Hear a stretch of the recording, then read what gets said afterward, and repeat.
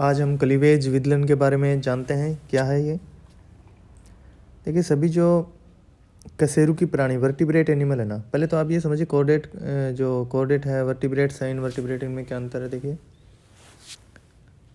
Chordates जो हैं इनमें नोटोकॉर्ड पाई जाएगी। नोटोकॉर्ड है जो हमेशा प्रेजेंट ही होगी कॉर्डेट्स में। जो इनवर्टिब्रेट हैं या जो वर्टिब्रेट्स हैं, कॉर्डेट में नोटोकॉर्ड होगी, वर्टिब्रेट्स में कोई ज़रूरी नहीं है। कशेरुकी में कोई आवश्यक नहीं है कि वर्टिब्रेट हो जो नोटोकॉर्ड होगी वो वर्टिब्रेट से रिप्लेस, वर्टिब्रल कॉलम से रिप्लेस हो जाती है बाद में। ये अंतर है। तो सभी जो वर्टिब्रेट एनिमल है ना, कशेरुकी प्राणी, इनमें सेक्सुअल रिप्रोडक्शन पाया जाता है। और जो ये अपना जो लाइफ स्पान है वो अपना लाइफ है वो एक कोशिका जैसे ये वो फर्टिलाइज भी हो सकती है और अनफर्टिलाइज एग से भी वो इनिशिएट कर सकते हैं। यदि एक कोशिका में समसूत्री विभाजन माइटोसिस द्वारा जो फर्टिलाइज और अनफर्टिलाइज जो है, इसके बाद में जो सेल डिवीजन होएगा इनमें, उसके बाद में मल्टी सेलुलर एम्ब्रियो का निर्माण करेगी। उसका डेवलपमेंट होता है, मल्टी सेलुलर एम्ब्रियो का डेवलपमेंट होता है। एक कोशिका या जो फर्टिलाइज भी है हो सकती है, अनफर्टिलाइज एग भी हो सकता है। उसमें होने वाले विभाजन की जो क्रिया है उसको क्लीवेज विदलन कहते हैं। इसको सेगमेंटेशन और सेलुलेशन भी के नाम से जाना जाता है। क्लीवेज के दौरान जो बनने वाली जो सेल हैं, क्लीवेज के दौरान बनने वाली कोशिकाओं को ब्लास्टोमियर, कोरक खंड भी कहते हैं। क्लीवेज में क्या है, इसमें जो डिवीजन होते हैं वो फास्ट होते हैं और एक कोशिका के जायगोट से मल्टी सेलुलर बहुकोशिकीय ब्लास्टुला का निर्माण होता है जिसमें ब्लास्टोसील होती है। विदलन की क्रिया निषेचन से प्रारंभ, फर्टिलाइजेशन से प्रारंभ होती है और ब्लास्टुला बनने तक की मानी जाती है। विभाजन तो बाद में भी होते हैं लेकिन उनको क्लीवेज नहीं कहेंगे। ब्लास्टुलेशन के बाद में होने वाले विभाजन को क्लीवेज नहीं कहेंगे। और इसके इतिहास में अपन देखें तो स्वयं एडम ने सर्वप्रथम जो क्लीवेज का, जो फ्रॉग के एग में क्लीवेज का इन्होंने स्टडी किया था। वो स्पेशल फीचर्स क्या हैं क्लीवेज के, विदलन की विशेषताएं क्या हैं? देखिए, एग में होने वाले विदलन ने जो क्लीवेज किया है उसके पहला तो ये है, यह एम्ब्रियोनिक डेवलपमेंट की फर्स्ट स्टेज होती है क्लीवेज, जो फर्टिलाइजेशन के तुरंत बाद स्टार्ट हो जाता है। दूसरा, इसमें एग है, इसमें लगातार माइटोसिस समसूत्री विभाजन होते हैं जिसके फलस्वरूप कोशिकाओं की जो संख्या है वो तो बढ़ जाती है परंतु इनका आकार है ना वो सेम ही रहता है। आगे और देखें अपन, इसमें विदलन के फलस्वरूप जो बनने वाली कोशिकाएं इनको अपन ब्लास्टोमियर, कोरक खंड कहते हैं। और विदलन के दौरान जो विकसित जो एम्ब्रियो है, जो उसका डेवलपमेंट होता है, उसकी आकृति सामान्य जो नॉर्मली आकृति बदलती नहीं है। ये अगर राउंड शेप है तो राउंड शेप ही रहता है विदलन के दौरान। दूसरा, इसमें एम्ब्रियो की जो आकार है, साइज है, उसमें वृद्धि, ग्रोथ नहीं होती है। अगर वो जायगोट जैसे अगर मान लीजिए 1 सेमी का है, जायगोट में क्लीवेज होना है, अगर 1 सेमी का तो वो 3-4 डिवीजन और भी हो जाएंगे तो वो 1 सेमी का ही रहेगा। और आगे अपन इसमें देखें, विदलन में जो विभाजन, सेल डिवीजन होते हैं, 2 विभाजनों के बीच जो इंटरफेज है उसकी अवधि बहुत कम होती है क्योंकि फास्ट डिवीजन होते हैं जल्दी जल्दी, इसलिए इंटरफेज बहुत कम होती है। अब जैसे इसमें ऐसे समझ सकते हैं आप, इंटरफेज में G1 S G2 होते हैं ना, तो इसमें एस फेज सिंथेसिस जो फेज है वही पाई जाएगी जिसमें डीएनए का सिंथेसिस हो जाएगा। बाकी जो G1 और G2 है ना वो एब्सेंट होते हैं। वो दूसरे वीडियो में आपको बताया गया था, MBT, उसको देखिएगा आप। तो MBT पे वो ऐड होती हैं G1 और G2। क्लीवेज के दौरान ये G1 G2 ये एब्सेंट होती हैं।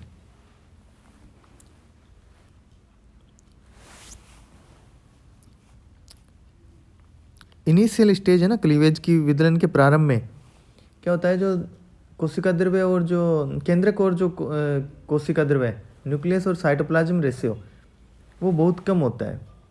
बाद में धीरे धीरे क्या है, साइटोप्लाज्म तो कम होएगा और न्यूक्लियस है वो बढ़ते जाने उनका। तो उसके बाद में यूग्मनज में जो जायगोट में केंद्रक के आयतन की तुलना में न्यूक्लियस के जो वॉल्यूम है उसका, साइटोप्लाज्म का आयतन बहुत अधिक होता है पहले तो। इसके बाद में क्लीवेज के दौरान, during cleavage, nucleus cytoplasm ratio निरंतर रेगुलरली वो बढ़ता रहता है। प्रारंभ में जो क्लीवेज के जो डिवीजन होते हैं वो सिंक्रोनस से होते हैं। मतलब अगर एक सेल डिवीजन अगर 1 मिनट में हो रहा है तो वो दूसरी सेल भी आगे डिवाइड होगी तो वो 1 मिनट में ही होती है। सिंक्रोनस का ये मतलब है, तुल्यकालिक, समकालिक होते हैं। परंतु बाद में शीघ्र ही ये क्या है, जो सिंक्रोनसनेस है ये बाद में समाप्त हो जाती है और कोशिकाएं उसके थोड़ी देर बाद में अलग अलग टाइम पे वो विभाजित होने लगती हैं। दूसरा, विदलन में ऑक्सीजन की जो कंजप्शन है वो बढ़ जाता है विदलन के दौरान, और मेटाबॉलिक रेट भी बढ़ जाती है इसमें। और जो डीएनए, आरएनए है, न्यूक्लियोप्रोटीन है, अन्य जो जैसे प्रोटीन, फॉस्फोलिपिड, एंजाइम आदि भी उनमें भी कुछ चेंजेस होते हैं। और कुछ केमिकल हैं वो विभाजन के लिए जो आवश्यक हैं सेल के लिए, उनके लिए भी वो आवश्यक संरचनाओं का निर्माण भी इसमें होता रहता है।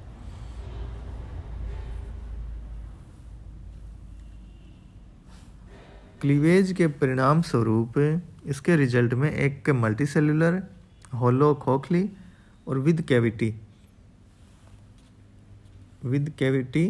एक बॉल लाइक स्ट्रक्चर का निर्माण होता है जिसे कोरक ब्लास्टुला कहते हैं, और ब्लास्टुला की गुहा को ब्लास्टोसील कहते हैं।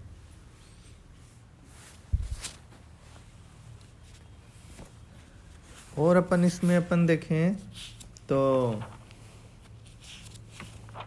जो क्लीवेज है, इम्पोर्टेंट प्रॉपर्टीज है ना जैसे क्लीवेज की, तो उसमें मैन अगर कुछ बातें हैं तो ये हैं, जैसे G1 और G2 फेज एब्सेंट है, और इसमें जो कोई नया प्रोटीन है उसका सिंथेसिस नहीं होता है। साइटोप्लाज्मिक वॉल्यूम है वो इंक्रीज नहीं होता है, साइटोप्लाज्मिक वॉल्यूम, क्योंकि नए प्रोटीन का ही निर्माण नहीं हो रहा है, तो साइटोप्लाज्मिक वॉल्यूम है वो भी इंक्रीज नहीं होगा।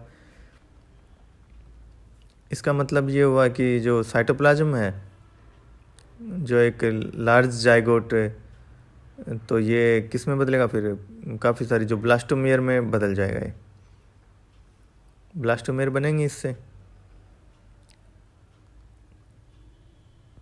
और इस जो ये डेवलपमेंट पीरियड है, इसके दौरान जो एम्ब्रियो का जो वो एनलार्ज नहीं होगा, उसका आकार नहीं बढ़ेगा और ब्लास्टुला का निर्माण होगा। इस केस में आप देखिए, मैमल्स में ब्लास्टुला को ब्लास्टोसिस्ट के नाम से जाना जाता है। अन्य सभी प्राणियों में अपन ब्लास्टुला कहेंगे उसे, लेकिन अगर कहीं मैमल्स जैसे ह्यूमन की कोई बात करें तो उसे ब्लास्टुला ना कह के ब्लास्टोसिस्ट कहेंगे। और इसमें एक जो करेक्टरिस्टिक फीचर्स जो है, एक कैविटी बनेगी, उस कैविटी को आप क्या कहेंगे, ब्लास्टोसील। ये ब्लास्टोसील करती क्या है, ये एडिक्वेट स्पेस प्रोवाइड करवाएगी किसको, एक नॉर्मली ये स्पेस वो प्रोवाइड करवाएगी कि सेल है ना गैस्ट्रुलेशन के दौरान इसमें अंदर आ जा सके, माइग्रेशन कर सके, क्लीवेज के दौरान सेल माइग्रेशन हो सके, वो प्रोवाइड करवाती है। ठीक है, बीच में खाली स्थान है ना, ब्लैंक स्पेस है। तो इस प्रकार से यह है क्लीवेज की कुछ प्रॉपर्टी। डिफरेंस क्या है क्लीवेज में और माइटोसिस में, वो देखिएगा।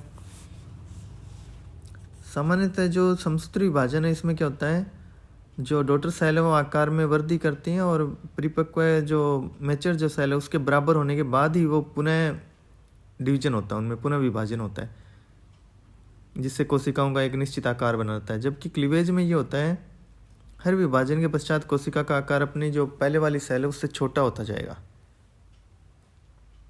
समझ गए। और विदलन में क्या है, दूसरा, इसके विभाजन के पश्चात कोशिका के आकार में वृद्धि नहीं होती है, वो छोटी होती जाएगी। विदलन के दौरान दूसरा, ब्लास्टोमेयर के आकार में वृद्धि नहीं होती है, और इंटरफेज अवस्था दो विभाजनों के बीच अंतराल है जो भी, वो बहुत ही छोटा होता है। G1 व G2 एब्सेंट होंगी, केवल S पाई जाएगी। विदलन के जो प्रारंभ में जो न्यूक्लियस का साइज है वो बहुत बड़ा होता है, जबकि समसूत्री विभाजन में प्रारंभ में ही वो केंद्रक का जो न्यूक्लियस साइज है वो छोटी होती है। विदलन में जो केंद्रक और जो न्यूक्लियस और साइटोप्लाज्म रेशियो है वो निरंतर कंटिन्यू बढ़ता जाता है, जबकि माइटोसिस में यह है स्टेबल बना रहता है।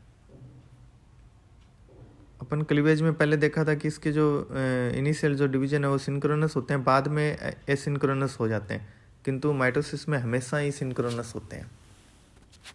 धन्यवाद।